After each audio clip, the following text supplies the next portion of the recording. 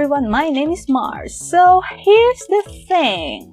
We recently acquired some Nutella, #NotSpawn, from our relatives over at Canada. And it's a big deal here because, gosh dang, Nutella is so expensive here. So we never really buy them and we just wait for our relatives to send one. So today we are going to make a Nutella bread. But I'm not just gonna make a loaf, we're gonna fancy it up. So let's go to the kitchen.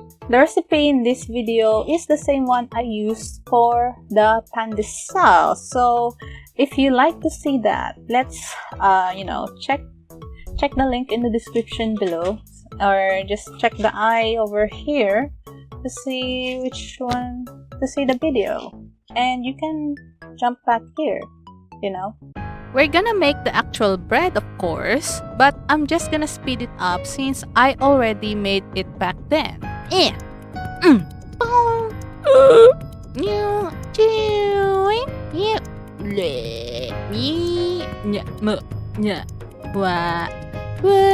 Okay, dough is nice and recent, so what we're gonna do is divide this into 3.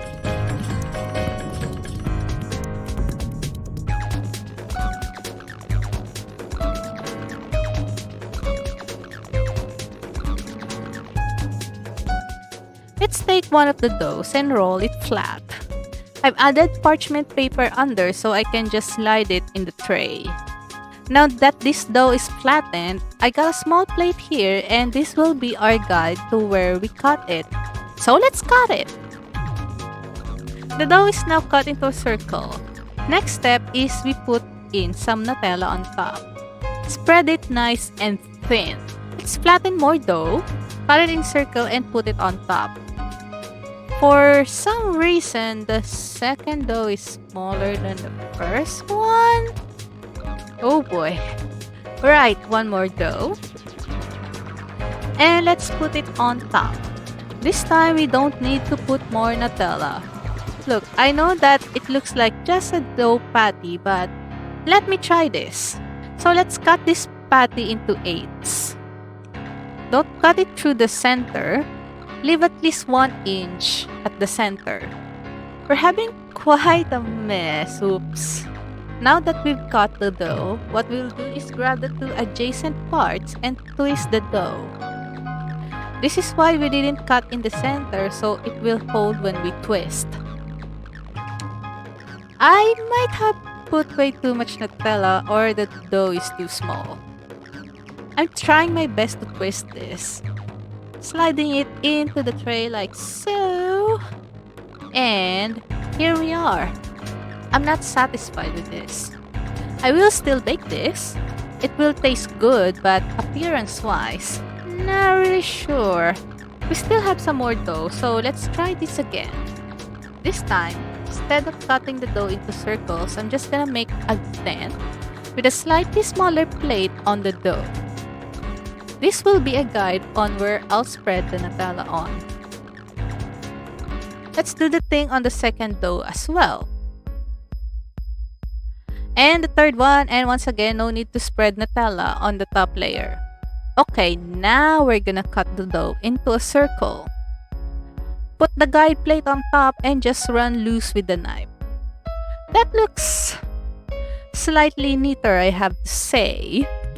The scraps will also be baked later, but not in a fancy way. Time to make this fancy. Cut it in the same way we cut the other bread, but leave 1 inch around the center. I'm using a piping tip as a guide on where I should stop cutting. Oh yeah, that's more like it. It's twisting better than the previous one. Look at that, it looks heaps better. This one side keeps unraveling though. Alright, let's proof this some more and preheat the oven. 1 proofing later. Okay, before we put them in the oven, let's brush some egg wash on top so it looks shiny when it comes out. Bake time!